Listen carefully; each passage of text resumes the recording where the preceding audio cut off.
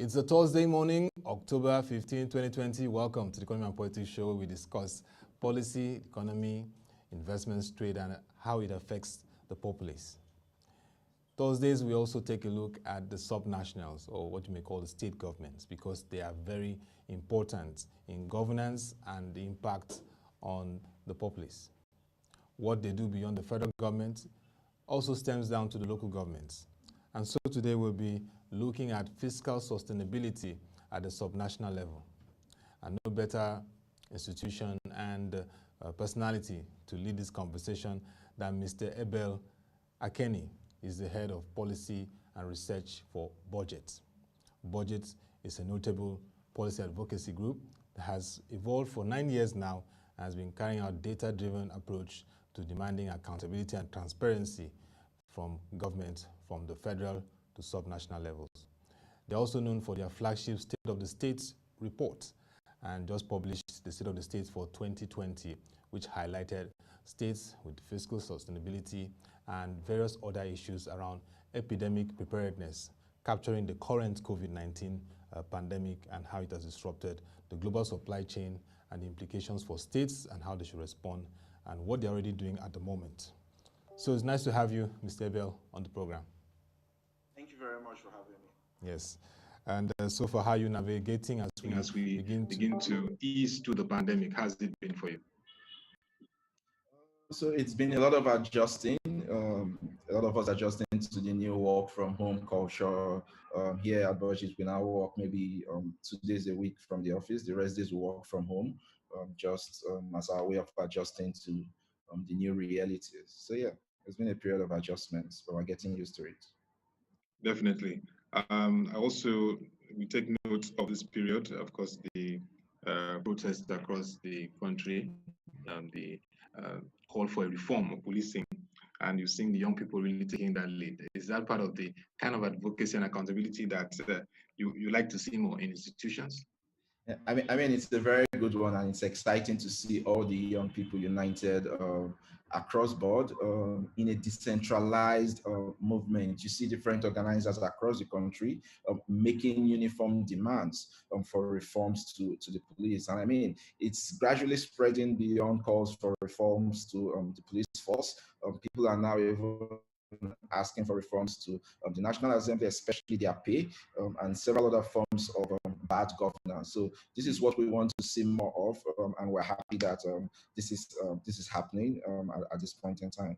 Yeah. Well, we just appeal to our youth as they continue to protest. To maintain that decorum of peaceful protests, and also call on the security forces to ensure their safety, particularly incidents yesterday of attacks in Abuja and Lagos is totally condemnable, and we hope that the security forces will continue to ensure that these protesters who are going out in their peaceful manner are protected from any form of attack.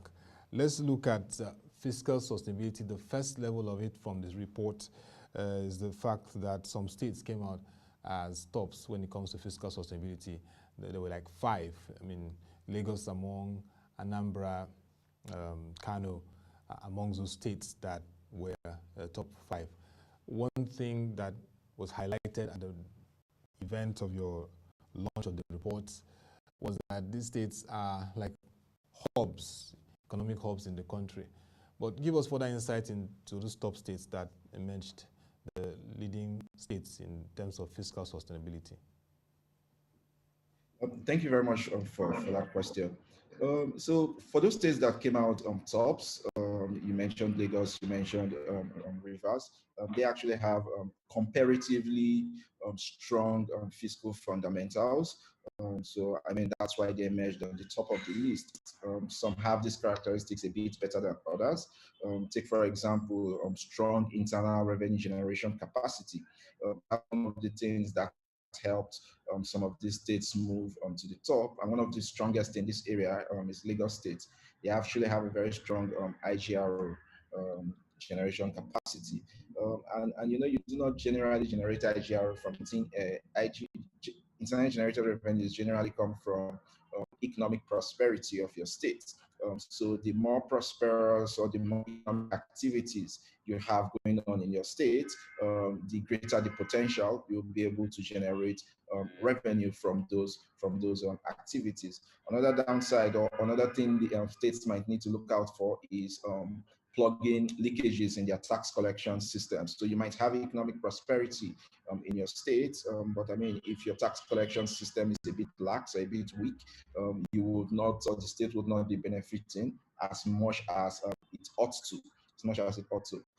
Another characteristic I would say some of these states had is that they had good or healthy investments in their capital expenditure. There was significant prioritization of capital expenditure over recurrent. And this is not to say explicitly that recurrent expenditures are not good. Of course, they are good. It's true, recurrent expenditures you pay for teacher salaries, doctor salaries, but there is a healthy need to actually prioritize what you invest in infrastructure, in roads, in schools, because those are some of the key drivers for economic prosperity. They create a platform for businesses and other institutions to thrive.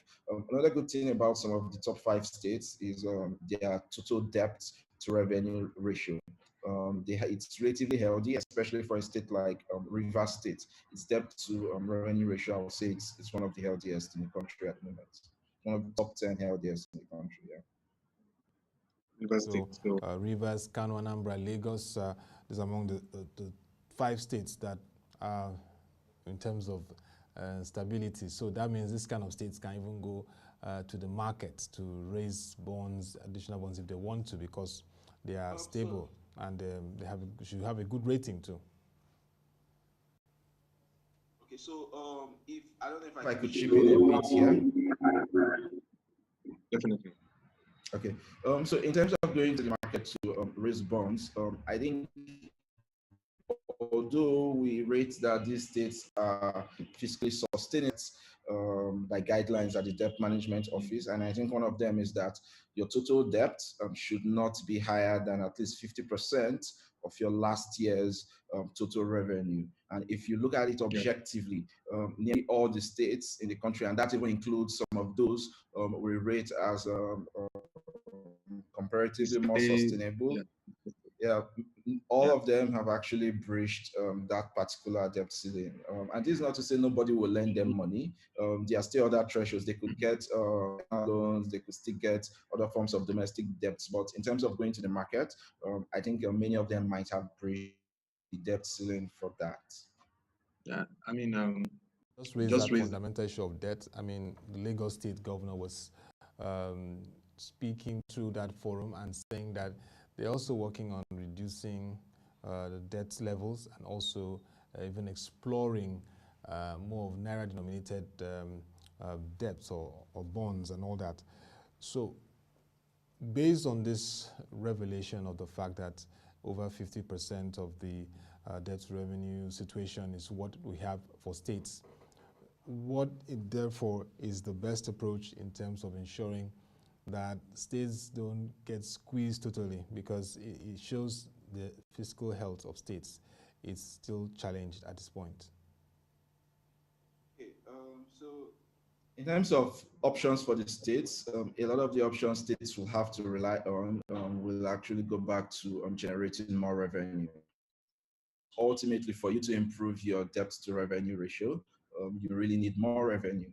And one of the best ways to do that is through your internally generated revenue, because we do not see much hope for states coming from the net fact. You know, two of the critical ways states raise revenue is maybe through allocations from the federal government via net fact and through their internally generated revenue. And if you look at the COVID-19 pandemic currently ravaging the federally collected revenues, you see crude oil prices have dropped significantly.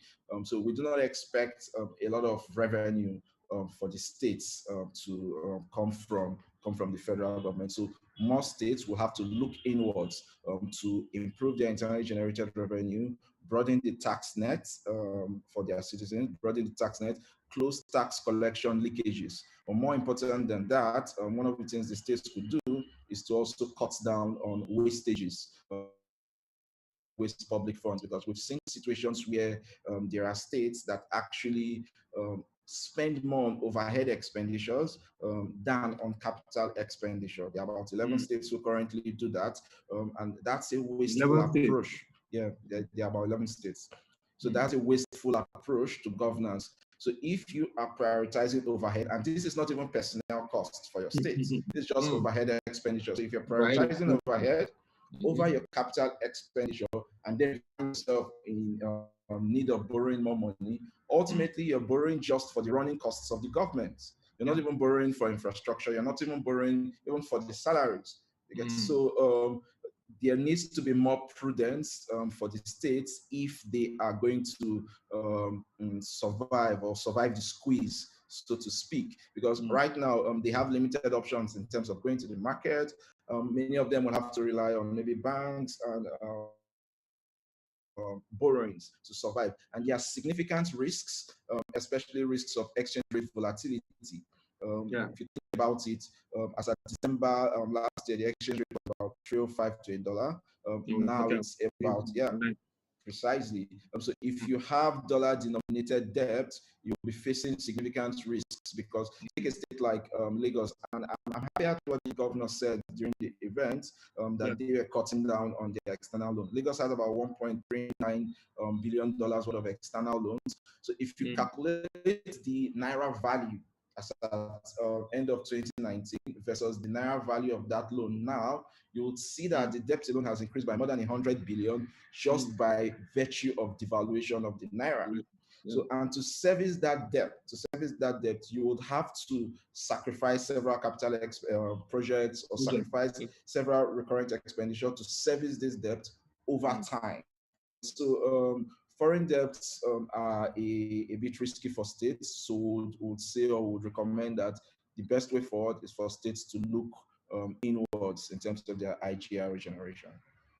I really like what you highlighted. Because starting with even the last two gubernatorial elections, during the debates, the candidates, of course, we know now that Mr. Godwin Obaseki won for Edo State, and of course, Mr. Rotimi Akeredolu, SAN, won for Ondo State.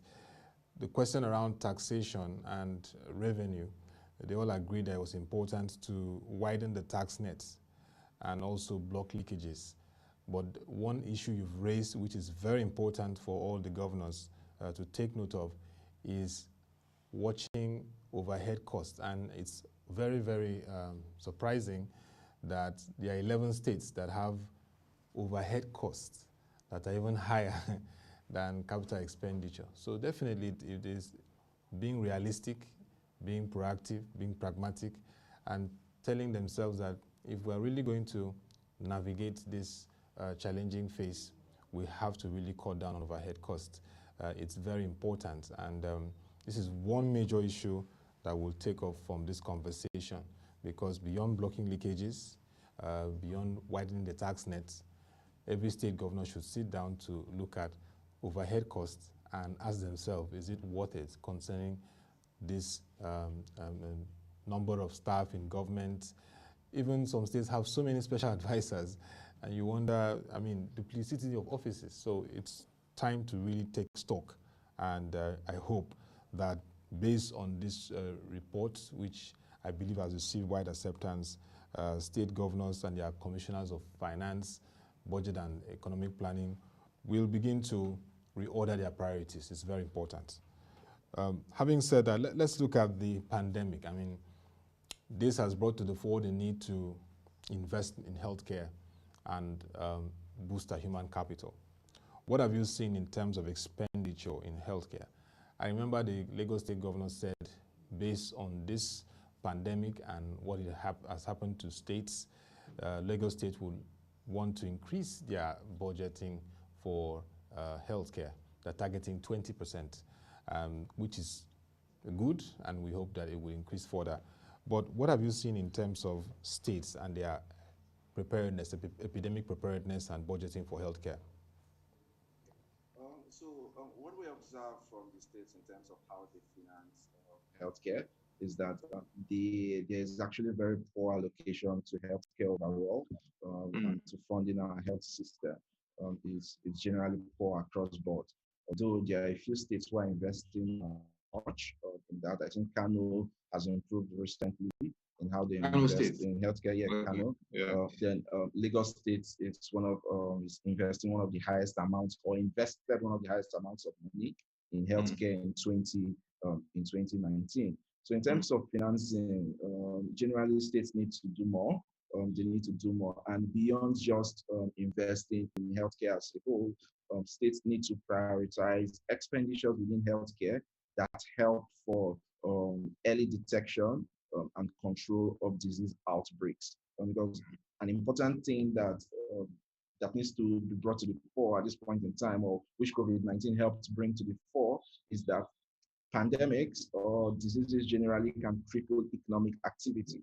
If you have a sick worker, that worker cannot pay tax.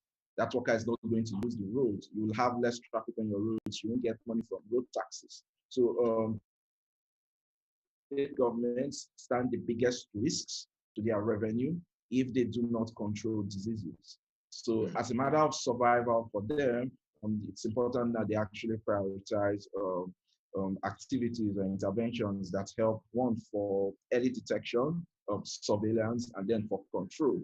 The federal government is already doing a lot through NCDC, but there is need for states to complement those efforts by investing locally in some of these structures. And beyond investing directly in healthcare, there are also other complementary issues that need equal attention if the states are going to effectively combat disease outbreaks. Take, for example, the water, sanitation, and hygiene situation across all the states. It's terrible. It's generally poor at the moment. Generally poor. I mean, look at the wash your hands and things like that. Something as basic as washing your hands. Not every state or not all citizens across the board have that luxury of access to clean water. And if you look at the statistics we published in the reports, majority of Nigerian states need to invest in the water infrastructure for their states and how they help get clean water to the states, to the citizens. Another thing they need to invest beyond clean water, another thing they need to invest in beyond clean water for their citizens is that they need to also prioritize combating open defecation. If you look at Nigeria is not doing well in that area too globally. We're doing 47 million people in this country still practice open defecation as at now. I mean, that's a significant risk factor for the spread of communicable diseases.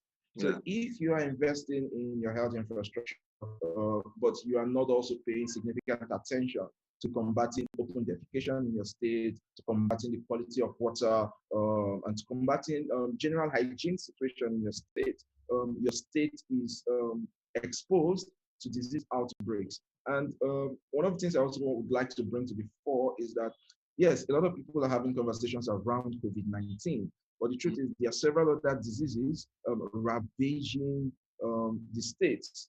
In 2019 alone, we had about over 94,000 disease outbreaks for cholera, cerebrospinal meningitis, and Lassa fever. And several states were hit by these disease outbreaks, largely because there were no adequate structures to control the disease spread. So we would say, yes, the states need to do more in these areas I've just mentioned. But again, that we need to have conversation around is that we need to be realistic. Yes, if we get states to adequately prioritize healthcare, let's say we get them to even spend 15% of their budget on healthcare. The truth is, we've looked at the data and it's not even going to be sufficient to fund the health needs of most states. If the states, if Lagos State, if Kano State, if all of them, if they spend 15% of their total budget now for healthcare, it's still not sufficient. So it's important to look at other revenues or other sources for mobilizing private capital investment, the PPP model. Precisely. That needs to be explored. PPP model needs to be explored. Another good area that could also be explored is health insurance. Health insurance could significantly help in Some states have mobilizing rolled out resources. insurance, like Lagos states have rolled out health insurance. Those states are working towards that. So definitely. You're right in that regard. So, yes, those states, I think also Cross River State has rolled out.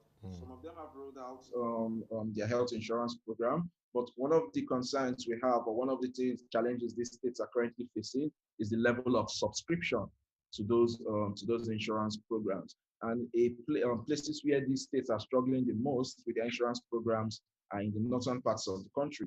We observe that some of those or the state governments who are trying to mobilize resources through health insurance programs, because of the high poverty rates in those areas, people are unable to even afford some of the basic premiums to subscribe to those programs for their healthcare. So those are some of the things that concerns that need to be addressed concerning the health insurance programs. But it's a good way to mobilize resources and finance to complement government's expenditure directly through their budgets.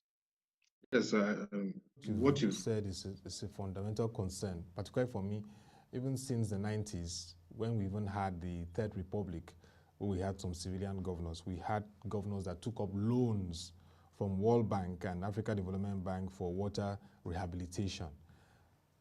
Now look at almost 30 years down the line, we're still having water not accessible to Nigerians at state level. That shows you a need for, we may have to come to that point where there's an audit of all these multilateral agencies who have partnered with state governments.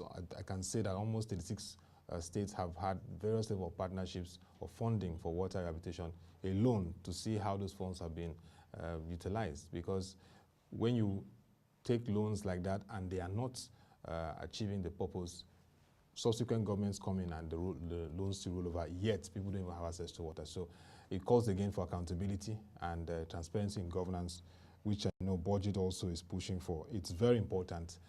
It's quite unfortunate that this is a situation across almost all the states in the country. But let's look at the research methodology for this State of the States report. What was unique or different about this one, different from the other editions?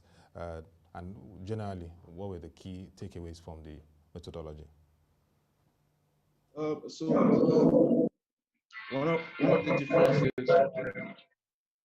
of the differences for this year was that we introduced a new index for evaluating the degree to which states are prioritizing capital expenditure. That's investment in infrastructure, in roads. So that's our index D, and we gave it a weight of about 10% this year. So previous years, we typically have only index A, index B, and index C. So for index A, it will evaluate the ability of states to meet their recurrent expenditure. Let's even say we use only their internally generated revenue and their value-added tax, VAT. That's for index A. Then for index B, it evaluated how well states are able to meet recurrent expenditure with their gross FAC and their internally generated revenue. Are states able to cover at the minimum recurrent expenditure obligations with those revenue sources? That's one of the things that was evaluated. And we also added this time around if they will be able to meet those expenditure obligations if we consider their loan repayment obligations. Because over the years, states have been borrowing, and typically when you borrow, you have a loan repayment schedule.